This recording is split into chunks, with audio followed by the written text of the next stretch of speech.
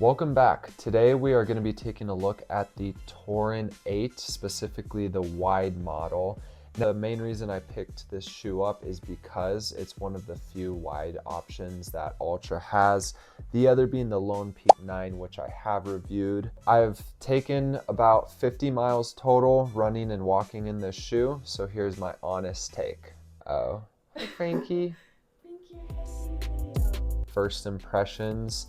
Regarding the size, it's a very roomy shoe. Very comfortable, but very roomy shoe. It's actually slightly bigger than the Olympus 5, which is the biggest of the standard width, even though this is a size 12 wide and this is a size 12.5.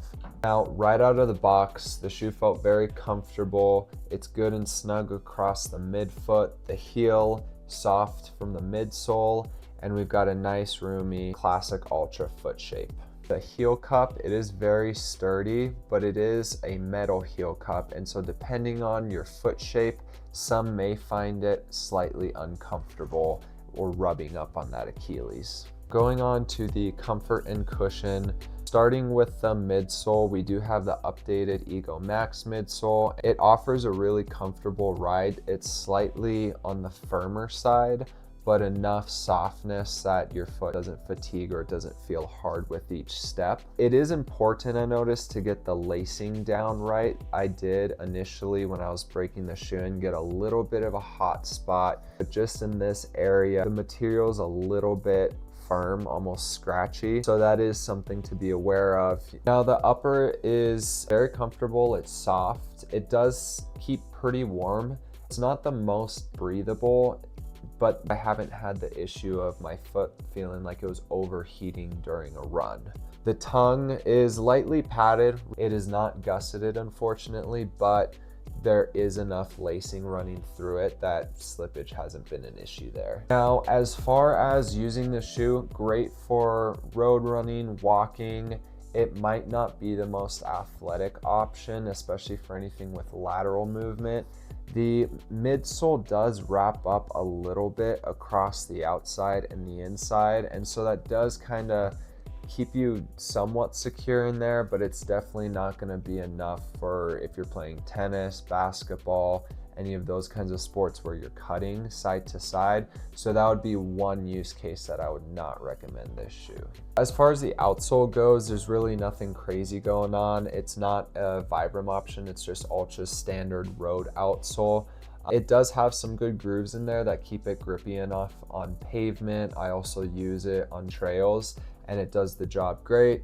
You will get some rocks kind of stuck in the grooves, but I think that's going to hold true for most road shoes. As far as the durability goes, after 50 miles, there's really been no issue. There's no glue peeling off. So overall, good job on the outsole from Altra. As far as the ride and the overall performance of the shoe, the sole is fairly firm but very comfortable. It's a great daily trainer or just a daily use shoe, whether that's walking, work, your regular daily runs.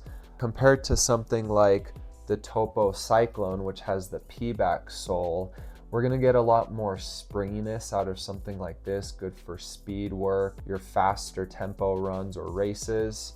The Altra is not meant for that. Not to say that you can't use it for that, but it's just meant as an all-purpose shoe. The drop on this shoe is going to be 0, as most of their other shoes are. There is a slight toe spring where that shoe's going to curve up. I haven't noticed any discomfort from that, and I think that because it has that thicker stack of about 30 millimeters, it does help with the general roll-off when walking day to day.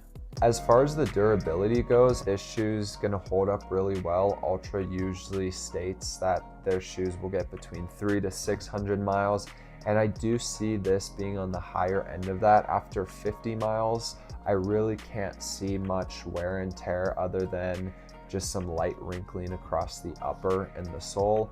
So durability on this model is a good step up from some of their more recent models in the past. Now we're going to cover the pros and cons of this shoe, who is this shoe good for, and who may want to avoid this shoe. Starting with the pros, One of the biggest ones is just that width in the toe box. This is a really good width shoe, especially compared to the standard fit, which was very snug across the upper and sides. For most people that have wide feet, the Lone Peak 9 and Torin 8 are going to be a great model for you in the wide. We've got a comfortable midsole. It's slightly firm, but still stays responsive and really holds up well for those long runs to help keep your foot from fatiguing. Third pro is that it's that all-purpose versatile shoe that you can use for most every activity. And I would say it has a pretty clean look about it. You could pair this with your athletic wear and some casual jeans and a t-shirt. So it looks pretty clean.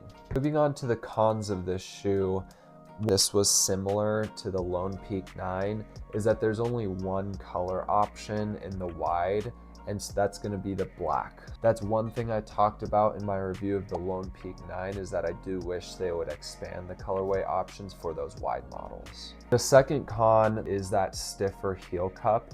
It does come up a little bit, and so depending on the shape of someone's foot and ankle, I could definitely see this digging into the Achilles and causing some potential discomfort on those long runs. Lastly, we do have a higher stack on this shoe, so if that's what you're looking for, that's great. But for someone who wants something a little more minimal, this might not be the best option. It's not going to be as flexible as something like the Escalante line. With that higher stack, there is a pretty sharp lip here at the edge of the sole, and we could have an easy ankle roll, potentially causing a sprain.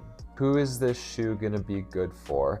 This will be a great option for just anyone with a wide foot that feels very constricted in conventional shoes. I also see this as being a valuable tool for people who are transitioning from barefoot shoes.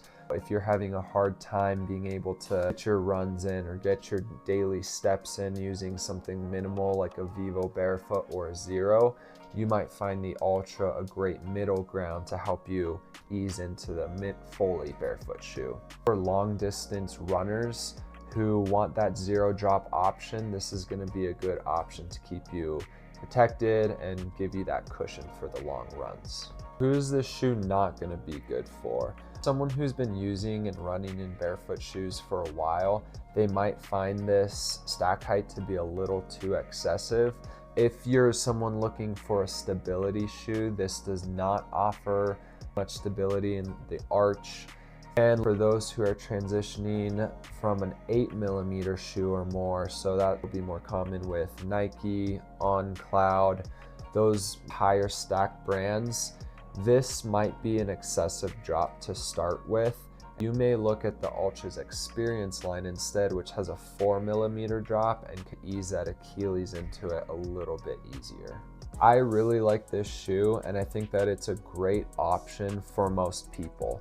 At $150, I think that it's worth the value. I would say it would be about an 8.5 out of 10 is what I'd give it. So that wraps up, why did I do that? So that wraps up the review of the Torin 8. Overall, a really great model that I recommend. If you found this helpful, hit that like, subscribe, and let me know what your favorite model is, whether it's the Torin or any of the other new shoes in the lineup. More reviews coming soon. We'll catch you in the next one. Train like hell. Out. I'll get more views. Oh, thank you. Cute. That is kind of perfect. That is so cute. Hello. Oh, you're camera shy.